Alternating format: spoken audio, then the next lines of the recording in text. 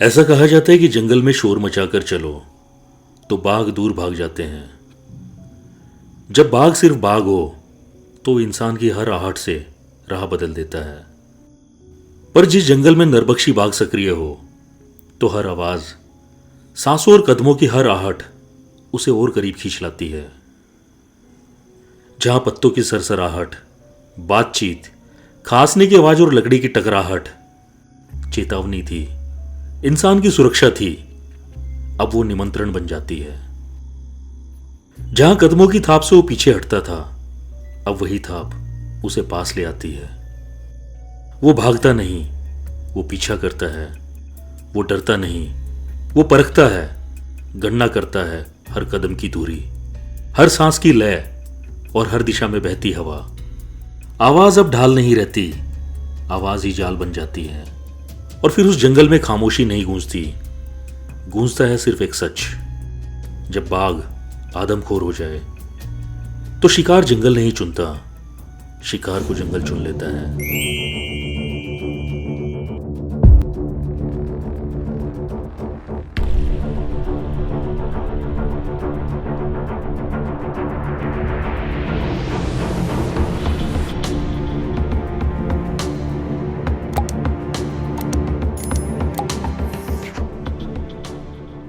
कौआ घाटी में एक मजदूर वीरपाल पर हुए बाघ के हमले के कुछ दिन बाद पलिया से चंदन चौकी की तरफ जा रहे कुछ राहगीरों को सुहेली नदी पर बने नौकौवा ब्रिज से करीब 200 मीटर दूर मोड़ से कुछ आगे एक बैलगाड़ी खड़ी दिखाई दी। उन्हें बैलगाड़ी पर या उसके आसपास कोई इंसान नहीं दिखाई दिया। पिछले कुछ दिनों से इस इलाके में बाघों द्वारा इंसानों को खाए जाने की खबर अब हर जगह फैल चुकी थी। फिर जंगल के बीच इस तरह बैलगाड़ी का बिना किसी वाहक के खड़े होना सामान्य नहीं था, जिस कारण उन लोगों ने आवाज लगाई और आसपास देखने की कोशिश की। तभी उनमें से एक आदमी की नजर रास्ते के किनारे दीमक की बांबी के पीछे एक कपड़े पर पड़ी, जो कि एक साड़ी थी। उसके पास ही ताजा खून भी बिखरा पड़ा था और जमीन पर बाघ के पंजों के निशान भी थे। वो समझ गए थे कि कोई अनहोनी हुई है, पर किसी की हिम्मत नहीं हो रही थी कि घास के मैदान में आगे बढ़े। पर जब धीरे धीरे वहां से गुजरने वाले लोग इकट्ठा होने लगे तो करीब 15-20 लोगों ने हिम्मत दिखाकर दीमक की बांबी के पास से घसीट के निशान का पीछा किया और रोड से कुछ मीटर अंदर हाथी घास के झुरमुटों में उन्हें औंधे मुंह पड़े एक व्यक्ति का शव मिला। उसके एक पैर और कूल्हे का कुछ हिस्सा बाघ ने खा लिया था। रोड के पास फटी हुई साड़ी पड़ी होने के कारण उन्हें यकीन था कि कोई महिला भी बाघ का शिकार बनी है। और तभी बाघों के दहाड़ने की गर्जना हुई तो ये लोग उल्टे पैर भागे। फिर किसी की भी वापस जंगल में जाने की हिम्मत नहीं हुई। रास्ते पे कुछ आगे बढ़ के इन्होंने कुछ ही दूरी पर स्थित वन विभाग की चौकी पर इसकी जानकारी दी। दुधवा नेशनल पार्क की 2 हथनियां, भगवान प्यारी और राजबेगम हथनी पर सवार 7 वन रक्षक और महावत के साथ वनाधिकारी भी घटनास्थल पर पहुंचे और घसीटने से दबी घास का पीछा करते हुए इन्हें हाथी घास के मैदान में कुछ दूर तक घसीट के निशान और बीच बीच में खून के धब्बे भी दिखे, जो पीछे जंगल की ओर जा रहे थे। लोगों द्वारा कुछ दिन पहले कौआ घाटी के पास एक मजदूर वीरपाल पर हुए बाघ के हमले और खाए जाने में तारा बागिन पर आरोप लगाया था। इसलिए बागिन की पहचान के लिए सितारा हथनी पर सवार होकर बिली अर्जन सिंह भी वहां आ गए। खोज अभियान अंधेरा होने तक चला और उस व्यक्ति का अधखाया शव बरामद हो गया। पर उस महिला का अगले 2 दिन खोज करने के बाद भी कुछ पता नहीं लग पाया। बाद में उन दोनों की पहचान नेपाल मूल के बदन सिंह थारू और उनकी पत्नी इंदुमती के रूप में हुई, जो चंदन चौकी पार सीमा से सटे किसी गांव के थे और पलिया कुछ सामान लेने आए थे। दीमक की बांबी के आसपास और उस व्यक्ति के शव के पास बने पग मार्क्स की जांच करके यह अनुमान लगाया गया कि इस घटना को एक नहीं बल्कि 2 बाघों द्वारा अंजाम दिया गया था, एक नर और एक मादा। बांबी के पास बाघिन के पग मार्क्स थे। बिली ने यह पग मार्क्स भी तारा के होने पर असहमति जताई। वैसे तो बाघ किसी भी सीजन में मेटिंग कर लेते हैं, पर ज्यादातर नवंबर से मार्च तक का समय बाघों का मेटिंग सीजन माना जाता है। हुआ कुछ ऐसा होगा, जब ये बाघों का जोड़ा सुहेली नदी के पास था, तो रोड से गुजरती बैलगाड़ी को खींचते बैलों के गले में बंधी घंटी ने उन बाघों का ध्यान अपनी ओर खींचा होगा। वैसे तो बाघ इंसानों से दूर रहना ही पसंद करते हैं, पर बैलगाड़ी में बैठे इंसानों ने आदमखोर हो चुके इन बाघों को आकर्षित किया होगा और उसी पल उन्होंने अपना शिकार चुन लिया। जब उन लोगों ने सुहेली नदी पर बने नौकौवा ब्रिज को पार किया, तो उस महिला ने लघुशंका के लिए बैलगाड़ी रुकवाई होगी और रोड के साथ दीमक की बांबी के पीछे गई होगी। तभी उनका पीछा कर रही बाघिन ने बांबी के पीछे बैठी इस महिला की गर्दन अपने जबड़ों में दबोच ली होगी और उसे उठने तक का मौका भी नहीं दिया होगा। पर उसकी एक दबी सी चीख जरूर निकली होगी। उस चीख को सुनकर उसका पति उस ओर भागा होगा, पर बाघिन के पीछे आया बाघ उस आदमी पर हमला बोल उसे घसीटकर हाथी घास की तरफ ले गया होगा। बाघ हमेशा अपने शिकार को शिकार की गई जगह से दूर ले जाकर खाते हैं। वो नर बाघ उस आदमी को हाथी घास के झुरमुटों के पास बैठकर खा रहा था, जबकि वो बाघिन उस महिला को घसीटकर घने जंगल के अंदर ले गई। जब राहगीरों की भीड़ ने घसीट का निशान का पीछा करते और शोर मचाते हुए हाथी घास की तरफ बढ़ना शुरू किया था, तब उस आदमी को खा रहा वो बाघ उसे छोड़ जंगल की ओर भाग गया होगा। और जब उस बाघिन के पास पहुंचा होगा, तो उसने अपना शिकार बचाने के लिए दहाड़कर उस बाघ का प्रतिरोध किया होगा, जिसे सुनकर उन राहगीरों में भगदड़ मची थी। ये इलाका दलदली गीली मिट्टी का था। इन बाघों के पग मार्क्स तो बने थे, लेकिन इनकी ज्यादा पहचान नहीं हो पाई। पर नर बाघ के अगले पंजे सामान्य से कुछ ज्यादा बड़े थे, इसलिए बिली अर्जन सिंह ने इसकी पहचान लंबे पंजे वाले बाघ यानी लॉन्ग टो बाघ के रूप में करी। ये बाघ करीब 10-11 वर्ष का था, जो बाघों के जीवन के कुछ आखिरी वर्ष होते हैं। इस भयावह घटना के तीसरे दिन दहशत का साया फिर गहरा गया। पतियन के पास जंगल से सटे गन्ने के खेत में एक मजदूर ननकू रोज की तरह काम कर रहा था। दोपहर बाद खेत से सटे जंगल किनारे सूखी लकड़ियां बीनने चला गया। यह उस इलाके में आज भी आम बात है, जब खेत से लगे जंगल से लोग रोज जलावन की लकड़ी लेने जाते हैं। जब शाम हो गई और साथ काम कर रहे लोगों को ननकू कहीं नहीं दिखाई दिया, तो उन्होंने उसे आवाज लगानी शुरू की। पहले हल्की पुकार, फिर तेज आवाजें, पर कोई जवाब नहीं मिला। सबकी बेचैनी बढ़ने लगी। जब वे लोग खेत से सटे जंगल की ओर बढ़े, तो एक पेड़ के पास लकड़ियों का बंधा गट्ठर पड़ा मिला। उसके ठीक पास ननकू की चप्पलें भी इधर उधर पड़ी थी। मिट्टी पर उथल पुथल के निशान, हाथ पैर घसीटने के गहरे चिन्ह, जमीन पर बिखरा खून और उनके बीच साफ उभरे बाघ के पंजों के निशान। पूरी कहानी बिना बोले ही सब कुछ बता रहे थे। समूह में सन्नाटा छा गया, पर किसी की हिम्मत नहीं हुई कि उस जगह से आगे बढ़े। सभी जानते थे कि बाघ आसपास हो सकता है। वे वहीं रुक गए। ये खबर गांव भिजवा दी और गांव से और लोगों के आने का इंतजार करने लगे। वन विभाग को खबर दे दी गई, लेकिन अंधेरा भी तेजी से उतर रहा था। घने जंगल में रात का मतलब था हर कदम खतरे से भरा, इसलिए खोज अभियान ज्यादा देर तक नहीं चल पाया। अगली सुबह जब तलाश दोबारा शुरू हुई, तो सुहेली नदी के पास झाड़ियों में फंसा ननकू का सिर्फ एक हाथ बरामद हो सका। बाकी शरीर का कोई निशान नहीं मिला। उस जगह की मिट्टी पर 2 अलग अलग पगमार्क साफ दिखाई दे रहे थे। एक बड़े नर बाघ के, जिसकी उंगलियों का फैलाव लंबा था, दूसरा एक मादा बाघिन का। अब यह मामला और उलझ गया। इलाके के कई लोगों ने पहले भी वहां तारा को देखा था, इसलिए आरोप सीधे उसी पर लगा। गांव में बात फैलते देर नहीं लगी कि तारा आदमखोर हो गई है। वन विभाग के कुछ अधिकारियों ने भी शुरुआती तौर पर यही माना था कि हमला तारा ने ही किया होगा।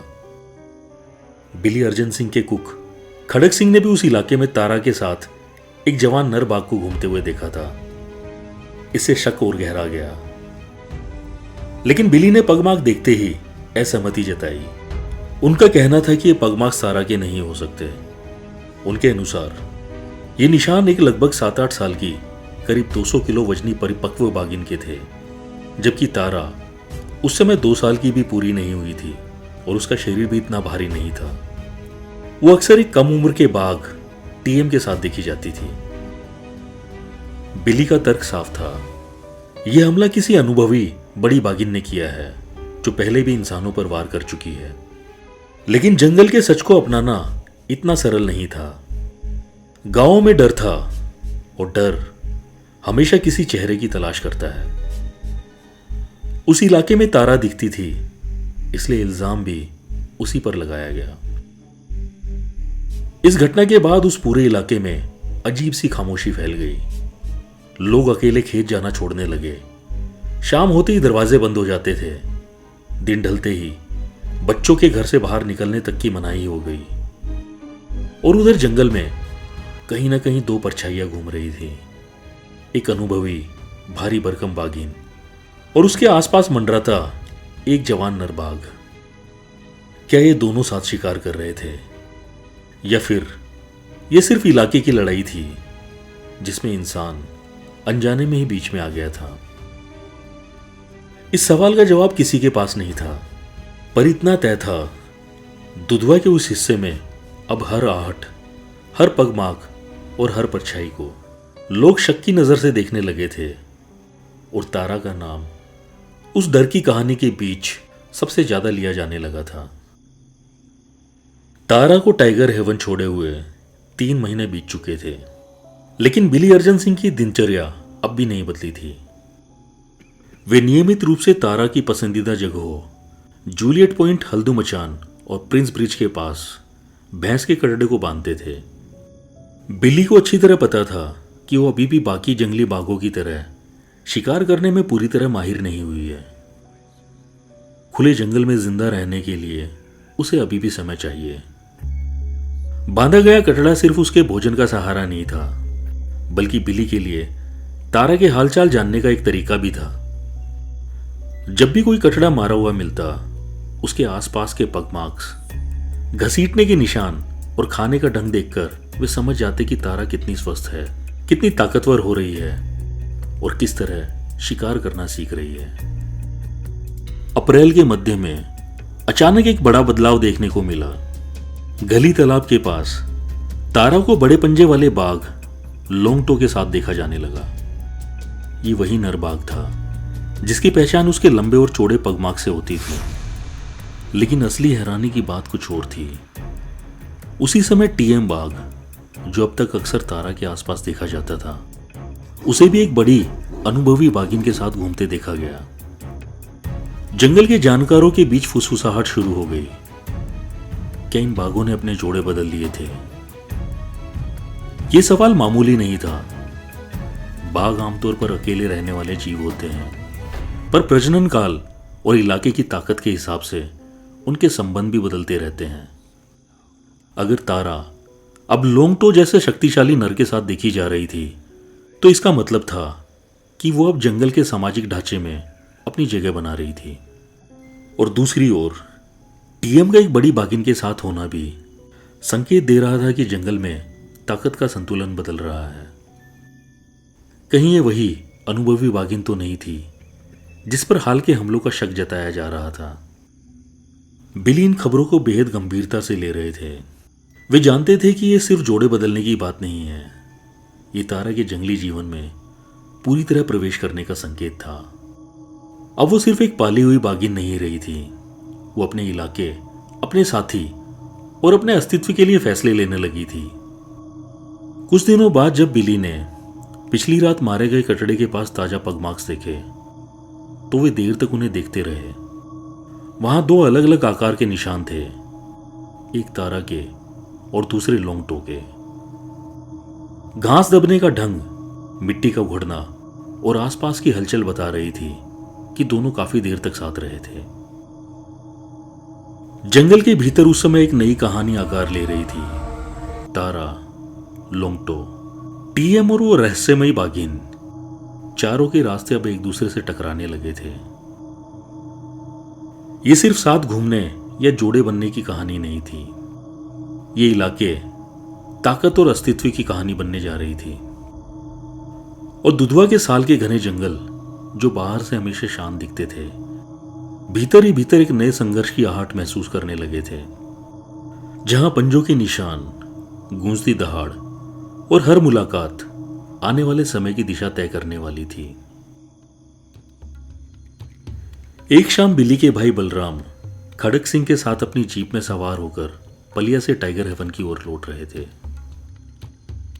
जैसे ही उन्होंने पलिया चंदन चौकी रोड से टाइगर हेवन की ओर जाने वाले कच्चे रास्ते पर जीप उतारी, सामने लगभग 50 मीटर की दूरी पर उन्हें एक पतली कम उम्र की बाघिन सुहेली नदी की दिशा में जाती दिखाई दी। जीप की आवाज सुनकर वह पल भर को ठिठकी। तभी खड़क सिंह ने जीप से उतरकर आवाज लगाई, तारा। आवाज सुनते ही वो बाघिन मुड़ी, धीरे से बैठ गई और सीधे उनकी ओर देखने लगी। ये वही अंदाज था जो अक्सर तारा दिखाती थी, न पूरी तरह डर, न पूरी तरह अपनापन, बस पहचान का एक शांत संकेत। बलराम और खड़क सिंह तुरंत टाइगर हेवन पहुंचे और एक खबर बिली को दी। उनकी बात सुनते ही बिली ने देर नहीं की, मीट के कुछ टुकड़े लिए और उसी जगह की ओर चल दिए। पर जब तक वे पहुंचे, तारा वहां से जा चुकी थी। जैक्सन पास ही एक पेड़ पर चढ़ गया और ऊंची आवाज में तारा को पुकारने लगा। जंगल कुछ पल शांत रहा, फिर हाथी घास के झुरमुटों के बीच से हलचल हुई। पर जो बाहर निकला वो तारा नहीं थी। वो एक बड़ा चौड़े पंजों वाला नर बाघ था, लोंगटो। उसकी चाल में आत्मविश्वास और आंखों में चुकन्नापन था। वो कुछ क्षण वहीं खड़ा रहा, फिर धीरे धीरे झाड़ियों में गुम हो गया। खड़क सिंह ने फिर भी यकीन से कहा, जो बाघिन पहले दिखी थी वो तारा ही थी। कुछ दिनों बाद एक और दिलचस्प बदलाव दिखा। अब तारा फिर से टीएम बाघ के साथ नजर आने लगी थी। और फिर एक रात गहरी लंबी गूंजती हुई मीटिंग रोड से पूरा जंगल दहल उठा, जो एक के बाद एक साल के जंगलों में दूर तक फैल रही थी। ये आवाजें पूरी रात चलती रही। चीतल, सांबर, मोर और बंदरों की बेचैन चेतावनी आवाजें भी उनके बीच घुलती रही। ऐसा लग रहा था जैसे जंगल किसी अदृश्य घटना का साक्षी बन रहा हो। जब अगली सुबह निरीक्षण किया गया, वहां मिट्टी पर बने पंजों के निशान साफ थे, एक तारा के और दूसरे टीएम बाघ के। दोनों के पगमार्क साथ साथ एक दूसरे के आसपास घूमते हुए। लेकिन इसी के साथ एक सच्चाई चौंकाने वाली ये थी कि तारा अभी मात्र 2 साल की थी और बाघिनों के लिए यह उम्र गर्भधारण के लिहाज से काफी कम मानी जाती है। यानी प्रकृति ने उसे बहुत जल्दी वयस्क जीवन में धकेल दिया था। इसी निरीक्षण के दौरान कुछ मीटर दूर एक और बड़े बाघ के भारी पंजों के निशान दिखाई दिए। वे निशान उस जगह तक आए थे, फिर अचानक मुड़कर नदी की दिशा में लौट गए थे। इससे एक बड़ी भ्रांति भी टूट गई कि बाघों की मीटिंग हमेशा खूनी संघर्ष के बाद ही होती है। यहां ऐसा कोई संघर्ष नहीं हुआ था। शायद वह बड़ा नर बाघ दूरी से ही सब समझ गया था और बिना टकराव के लौट गया। जंगल के अपने नियम होते हैं, जहां ताकत के साथ साथ समय और परिस्थिति भी अपने फैसले लेते हैं। उस रात के बाद तारा का व्यवहार बदलता दिखा। वो पहले से ज्यादा सतर्क रहने लगी थी, कम दिखाई देती थी और अक्सर टीएम के साथ गहरे जंगल की ओर जाती थी। दुधवा के लिए सिर्फ एक बाघिन की कहानी नहीं थी, ये उस पल की शुरुआत थी जब तारा सचमुच पूरी तरह जंगली जीवन में प्रवेश कर रही थी। पर इसी के साथ एक अनकहा डर भी था।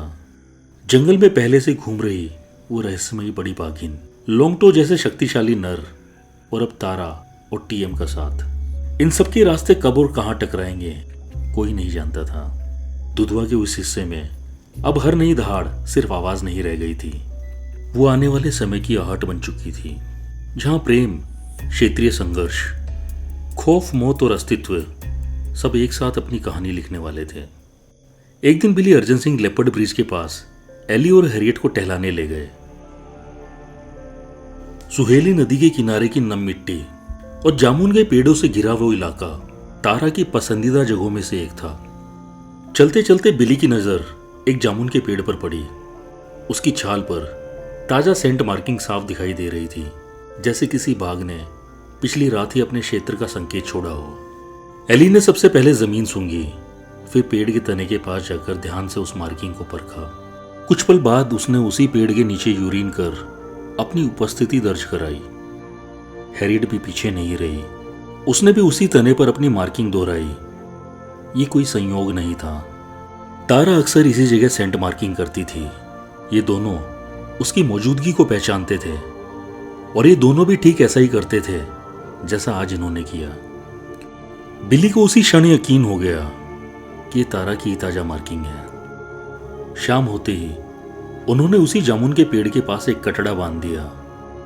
ये उनका पुराना तरीका था तारा के आने जाने और उसकी सेहत पर नजर रखने का। और उसी रात तारा टाइगर हेवन के सर्वेंट क्वार्टर के पास लगे हैंडपंप तक आई। वहां कुछ देर ठहरी, जैसे आसपास की हर गंध को पहचान रही हो, फिर सीधे जामुन के पेड़ की ओर बढ़ गई। रात की खामोशी में बस एक हल्की जद्दोजहद की आवाज हुई, फिर सब शांत हो गया। तारा ने शिकार कर लिया था। अगली सुबह लेपर्ड ब्रिज के पास बिली, जैक्सन और लल्लू डबल स्टोरी मचान पर बैठ गए। जैक्सन का चेहरा नदी की ओर था, जबकि बिली और लल्लू जामुन के पेड़ की दिशा में नजरें टिकाए हुए थे। कुछ देर बाद जैक्सन अचानक फुसफुसाया। वो रही नदी के दूसरी ओर झाड़ियों के बीच एक पतली सी आकृति तेजी से बढ़ रही थी। वो तारा थी। अगले ही पल पानी पार करके वो घास के झुरमुट में समा गई। बिली जब तक पूरी तरह उसकी ओर मुड़े वो ओझल हो चुकी थी। बस झाड़ियों की हल्की सी हलचल बता रही थी वो अभी अभी यहां से गुजरी है। उस दिन के बाद बिली ने लेपर्ड ब्रिज के पास नियमित रूप से कटड़ा बांधना शुरू कर दिया। कुछ दिन बीते और फिर एक रात तारा वहां टीएम बाघ के साथ आई। सुबह जब निरीक्षण किया गया तो कटड़ा मरा पड़ा था। मिट्टी पर बने निशान, घसीटने की दिशा और खाने का ढंग साफ बता रहा था ये तारा का ही काम था। तारा अपने शिकार को सिर के पास दांत गड़ाकर मारती थी, जबकि जंगल में पले बड़े बाघ आमतौर पर गर्दन दबाकर शिकार करते हैं, क्योंकि सिर के पास जाने पर सींगों से घायल होने का खतरा रहता है। यह फर्क तारा की परवरिश का था। उसने इंसानों के बीच रहकर शिकार सीखा था और अब जंगल में वही तरीका दोहरा रही थी। उस रात के बाद एक और बात साफ हो गई, तारा अब अकेली नहीं थी। वो नर बाघ टीएम भी उसके साथ था और वो दोनों मिलकर उस इलाके में शिकार कर रहे थे। जून 1978 का पहला सप्ताह। गर्मी अपने चरम पर थी।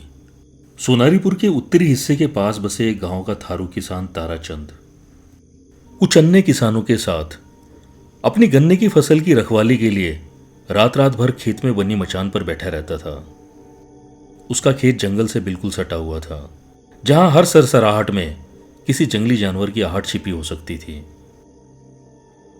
उसने अपने खेत के किनारे लगभग 14 फीट ऊंची मचान बनाई थी ताकि उस पर बैठकर दूर तक नजर रख सके। रात का अंधेरा सिर्फ फसल खराब करने वाले जानवरों का ही नहीं, बल्कि शिकारी जानवरों का भी खतरा साथ लाता है। फिर भी फसल बचानी थी और इसके लिए किसानों ने एक अनोखी तरकीब निकाल ली थी।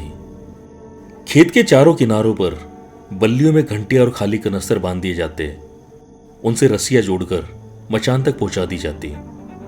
मचान पर बैठे किसान बीच बीच में रस्सी खींचते तो घंटी और कनस्तरों की तेज आवाज रात की खामोशी को चीर देती। इस शोर से जंगली जानवर डर के भाग जाते और किसान बिना मचान से नीचे उतरे पूरी रात अपनी फसल की पहरेदारी करते रहते।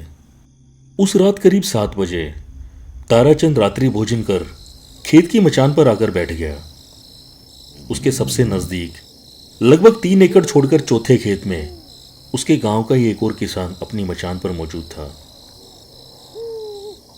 चांदनी रात थी और चांद की मध्यम रोशनी में मचान से दूर दूर तक खेत और कुछ ही दूरी पर स्थित काले धब्बे सा दूर तक फैला जंगल दिखाई दे रहा था। आज जंगल असामान्य रूप से शांत था, कोई हलचल नहीं, कोई जानवर नहीं। फिर भी ताराचंद बीच बीच में रस्सियां खींचकर घंटियां और कनस्तर बजा देता था। अगली सुबह ताराचंद घर नहीं पहुंचा। रात भर खेत में रहना उसके लिए आम बात थी, लेकिन सुबह तक ना लौटना ऐसा मानना था। घर वालों को चिंता हुई। वे उसे ढूंढते हुए खेत की तरफ गए।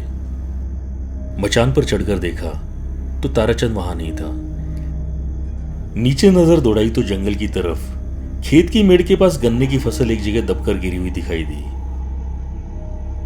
जब वहां जाकर देखा तो बाघ के पंजे और संघर्ष के निशान, खून के धब्बे और ताराचंद के कुर्ते के फटे टुकड़े के साथ जंगल की ओर जाते घसीटने के निशान सब कुछ साफ बता रहे थे। ताराचंद बाघ का शिकार बन चुका था। खबर गांव में फैली और लोग इकट्ठा होने लगे। निशानों का पीछा करते हुए वे जंगल में घुस गए तो कुछ ही दूरी पर उन्हें ताराचंद का आधा खाया शरीर मिला। उसके पैर और पीठ को बाघ खा चुका था। ये सूचना मिलते ही वनकर्मी भी वहां पहुंच गए। पंजों के निशान देखकर पुष्टि हुई, यह हमला एक बाघिन ने किया था। आसपास की मचानों पर उस रात रखवाली कर रहे किसानों से पूछताछ हुई, पर वो सिर्फ इतना ही बता पाए कि आधी रात के करीब जंगल से चीतल की चेतावनी भरी कॉल आई थी और हिरणों का झुंड ताराचंद के खेत में घुस आया था। फिर ताराचंद ने जब रस्सियां खींचकर शोर मचाया तो वो झुंड जंगल की ओर भाग गया था।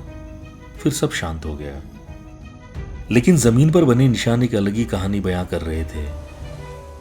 मचान से दूसरी ओर मिट्टी में बाघिन के लंबे समय तक बैठे रहने के गहरे निशान थे। अंदाजा लगाया गया कि वो बाघिन काफी देर तक ताराचंद के नीचे उतरने का इंतजार करती रही होगी।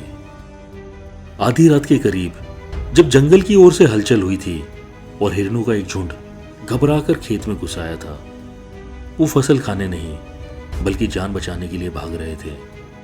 ताराचंद ने जब उन्हें भगाने के लिए जोर जोर से रस्सियां खींची तो घंटी और कनस्तरों का शोर रात को चीर गया। हिरन तो भाग गए, लेकिन जिस वजह से वो घबराए हुए थे वो अब ताराचंद को देख चुकी थी। ताराचंद का मुंह जंगल की ओर था और वो बाघिन शरीर को जमीन से चिपकाकर दबे पांव खेत का चक्कर लगाती हुई उसकी ओर बढ़ी और मचान से कुछ ही दूरी पर आकर बैठ गई।